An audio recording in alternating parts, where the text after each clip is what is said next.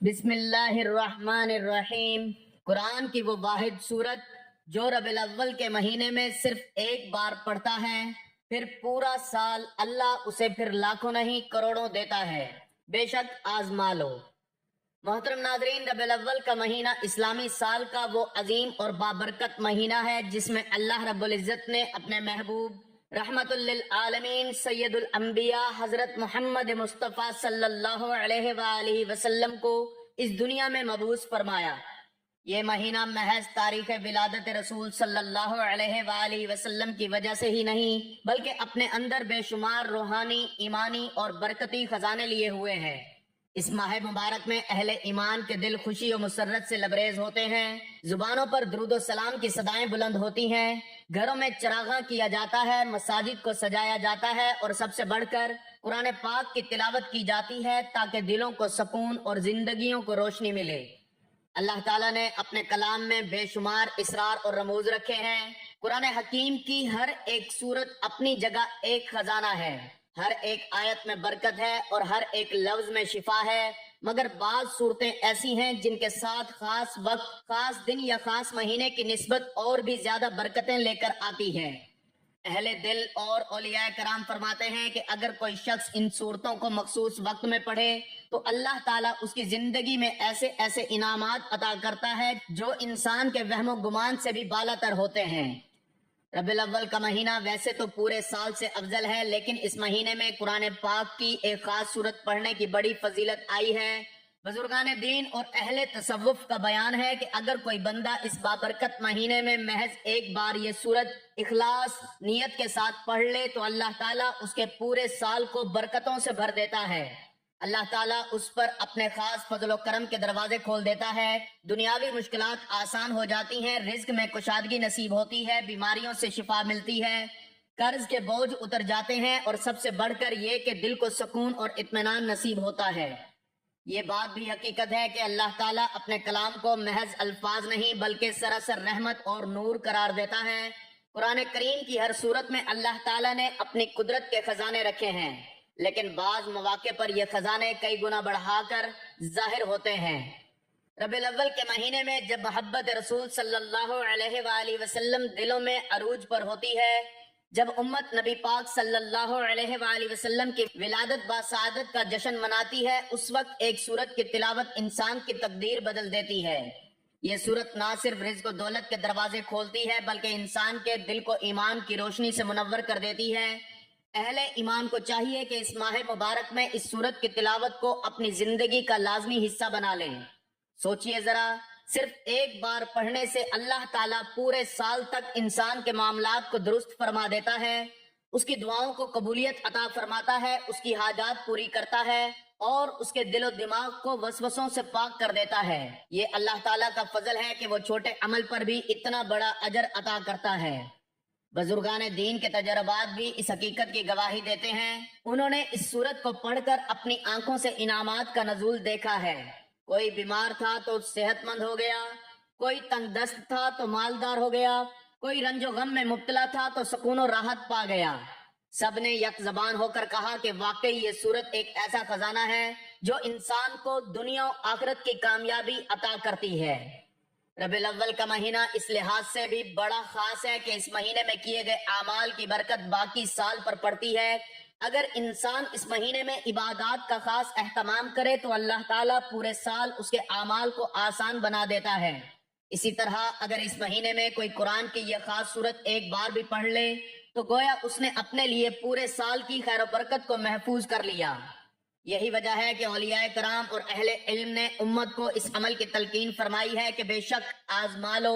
یہاں یہ بات بھی ذہن نشیں رہے کہ قرآن پاک کی تلاوت کبھی بھی خالی نہیں جاتی، خواہ ایک آیت ہو یا پوری سورت، ہر لفظ پر انسان کو نیکی ملتی ہے، لیکن جب کوئی سورت کسی خاص وقت یا مہینے میں پڑھی جائے تو اس کا اثر کئی گنا بڑھ جاتا ہے۔ ربیع الاول میں اس سورت کا پڑھنا دراصل اللہ اور اس کے رسول صلی اللہ علیہ وآلہ وسلم کی محبت کے ساتھ جڑنے کا ایک ذریعہ ہے۔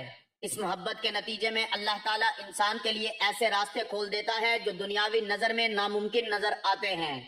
ذرا سوچئے، ایک بندہ دن رات محنت کرتا ہے لیکن اس کے رزق میں کشادگی نہیں آتی، دوسرا بندہ محض ایک بار اس سورت کو اخلاص سے پڑھ لیتا ہے اور اللہ اس کے لیے کروڑوں کے دروازے کھول دیتا ہے۔ یہ سب اللہ کی رحمت ہے اور اس کی رحمت کی کوئی حد نہیں ہے۔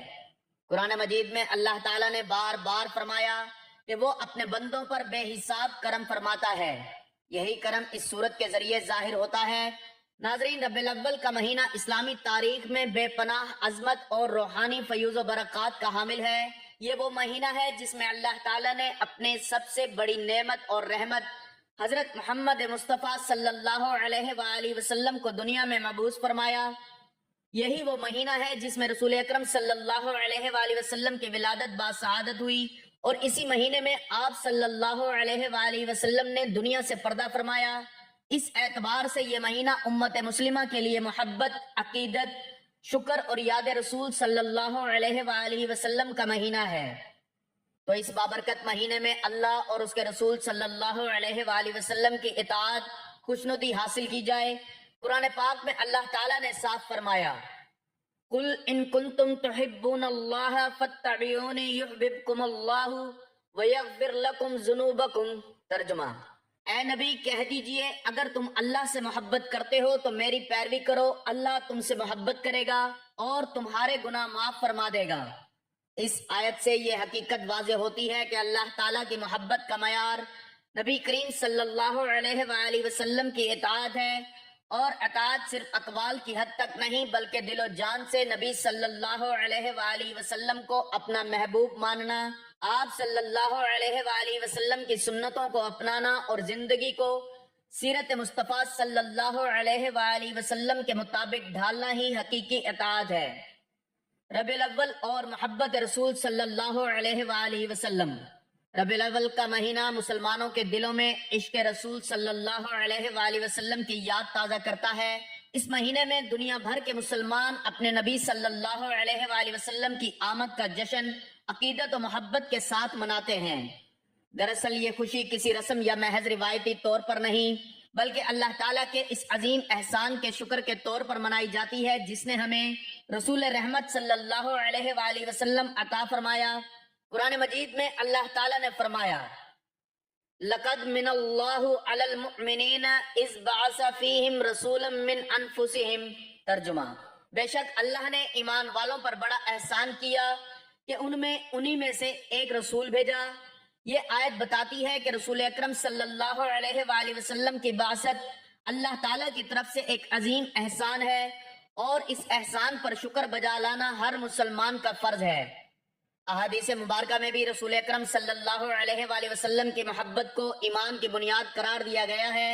حضرت انس رضی اللہ تعالیٰ عنہ سے روایت ہے کہ رسول اللہ صلی اللہ علیہ وآلہ وسلم نے فرمایا، تم میں سے کوئی شخص مومن نہیں ہو سکتا جب تک کہ میں اسے اس کے والد، اس کی اولاد اور تمام لوگوں سے زیادہ محبوب نہ ہو جاؤں۔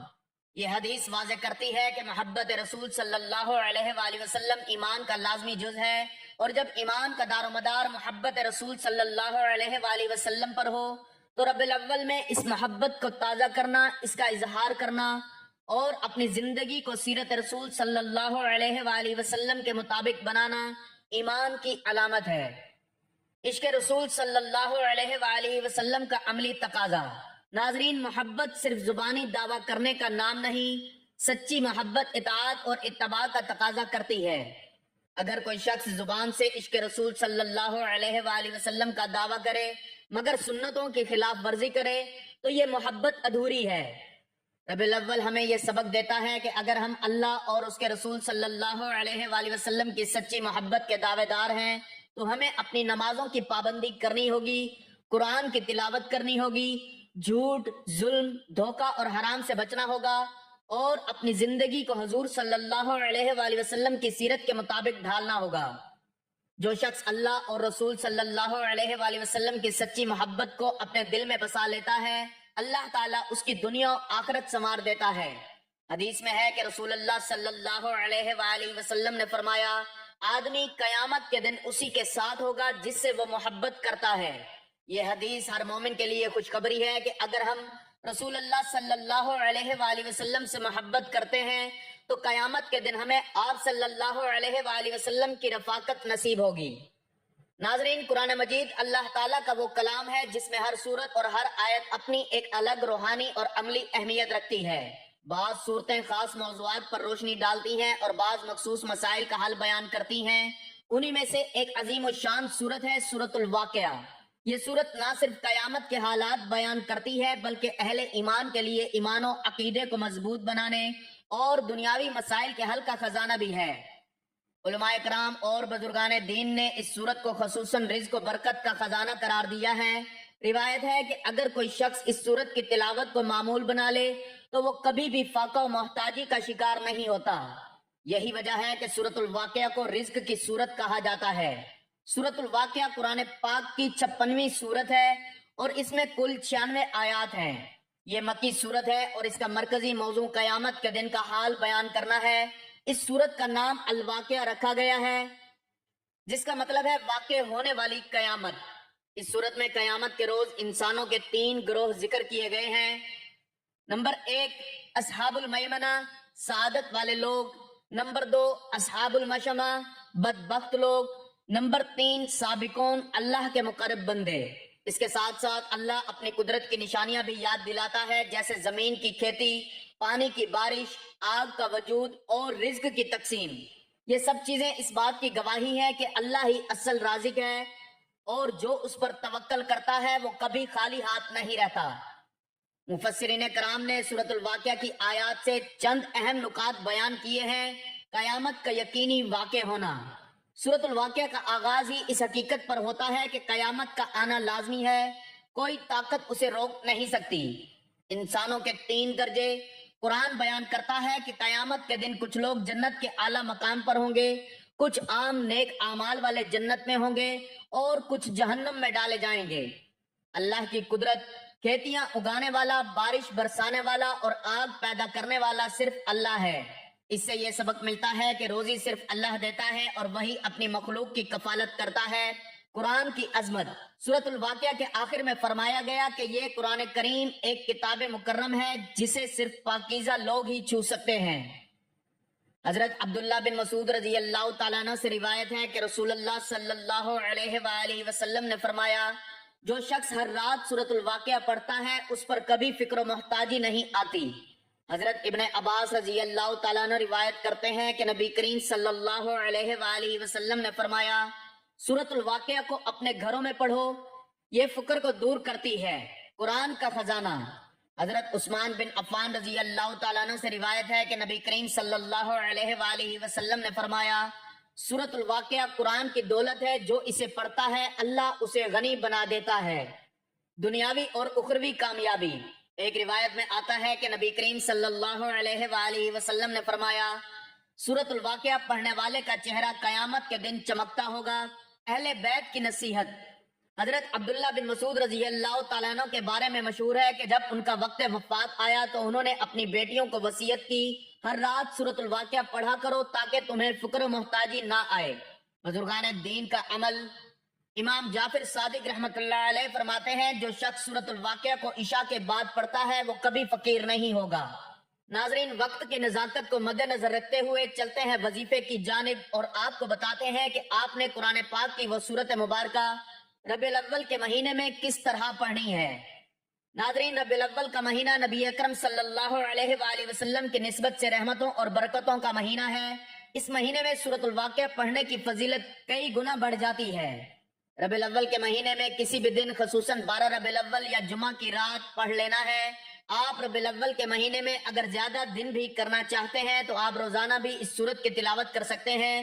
اس عمل کو کرنے کے لیے آپ نے وضو کر کے پاک لباس میں بیٹھ جائیں۔ یہ عمل اگر آپ کسی نماز کے بعد کرنا چاہیں تو کر سکتے ہیں، ورنہ روزانہ رات کو نماز عشاء کے بعد سونے سے پہلے بھی اس عمل کو کیا جا سکتا ہے۔ اس کے لیے آپ نے سب سے پہلے حضور پاک صلی اللہ علیہ وآلہ وسلم کی ذات اقدس پر درود پاک کا نذرانہ پیش کرنا ہے۔ درود پاک آپ کوئی سا بھی پڑھ سکتے ہیں۔ ایک بار ثواب کی نیت سے میرے ساتھ بھی درود پاک پڑھ لیں۔ اللہم صلی علی محمد وعلی آل محمد کما صلیت علی ابراہیم وعلی آل ابراہیم انک حمید مجید۔ اللهم بارك على محمد وعلى آل محمد كما باركت على إبراهيم وعلى آل إبراهيم إنك حميد مجيد۔ درود پاک پڑھنے کے بعد آپ نے سب سے پہلے اللہ تعالیٰ کے مبارک ناموں کی تسبیح کرنی ہے، یا اللہ، یا رزاق، یا غنی۔ ان تینوں ناموں کو ملا کر پڑھیں گے تو ایک بار شمار ہوگا۔ آپ نے اس طرح سے یا اللہ، یا رزاق، یا غنی ہاتھوں کی انگلیوں پر یا تسبیح کے دانوں پر گن کر 71 مرتبہ پڑھ لینا ہے، اور اس کے بعد ایک بار سورۃ الواقعہ نہایت خشوع کے ساتھ پڑھیں۔ جب آپ سورۃ الواقعہ پڑھ لیں تو پھر قرآن پاک کی سب سے چھوٹی سورت سورۃ الکوثر 3 مرتبہ پڑھ لینی ہے۔ بسم اللہ الرحمن الرحیم، انا اعطیناک الکوثر فصل لربک وانحر ان شأنیک هو الابتر۔ 3 مرتبہ سورۃ الکوثر پڑھنے کے بعد آپ نے آخر میں پھر سے 1 مرتبہ درود پاک پڑھ لینا ہے، اور اس کے بعد اللہ تعالیٰ کی بارگاہ میں سید المرسلین، پیارے آقا سرور کونین حضرت محمد مصطفیٰ صلی اللہ علیہ وآلہ وسلم کے وسیلہ جلیلہ سے رو رو کر گڑ گڑا کر دعا مانگنی ہے۔ آپ کے جو بھی مسائل ہوں، جو بھی مشکلات ہوں، ان کو ذہن میں رکھتے ہوئے آپ نے اللہ تعالیٰ کی ذات سے مانگتے چلے جانا ہے۔ رزق میں برکت، قرض سے نجات، صحت و عافیت، اولاد و نسل میں خیر، دنیا و آخرت کی کامیابی، غرض آپ کا جو بھی مقصد ہو، جو بھی پریشانی ہو، اس کے لیے آپ نے عاجزی کے ساتھ دعا مانگ لینی ہے۔ انشاءاللہ آپ کی ہر وہ خواہش پوری ہوگی جس کی آپ دل میں تمنا کریں گے۔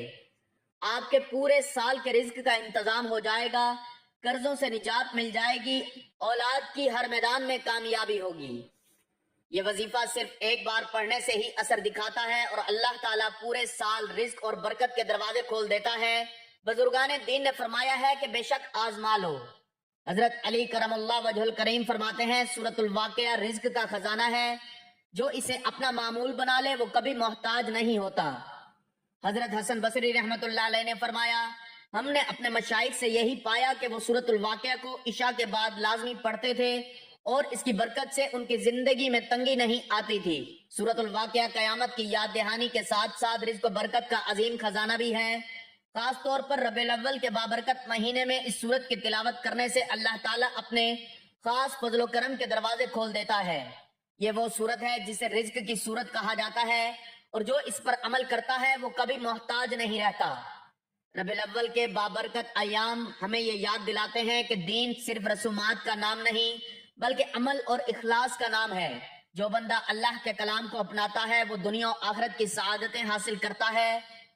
لہٰذا آپ بھی اس سورت کو ربیع الاول میں لازمی پڑھیں اور اپنی زندگی میں اس کے اثرات دیکھیں۔ بے شک یہ حقیقت ہے کہ جو بھی اس پر عمل کرتا ہے وہ اللہ کی رحمت سے محروم نہیں رہتا۔ اللہ اسے دنیا میں عزت، رزق، سکون اور آخرت میں جنت عطا فرماتا ہے۔ آخر میں دعا ہے کہ اللہ تعالی ہم سب کو ربیع الاول میں نیک اعمال کرنے کی اور قرآن پاک کی تلاوت کرنے کی توفیق عطا فرمائے۔ میرا سنانا اور آپ کا سننا اپنی بارگاہ میں قبول و منظور فرمائے، آمین۔ ناظرین، اپنے رزق میں برکت، وسعت اور کشادگی کے لیے حضور پاک صلی اللہ علیہ وآلہ وسلم کے ناموں میں سے کوئی ایک نام کمنٹس میں لکھ کر ضرور شیئر کریں۔ اللہ تعالی ہم سب کا حامی و ناصر ہو، آمین، جزاک اللہ۔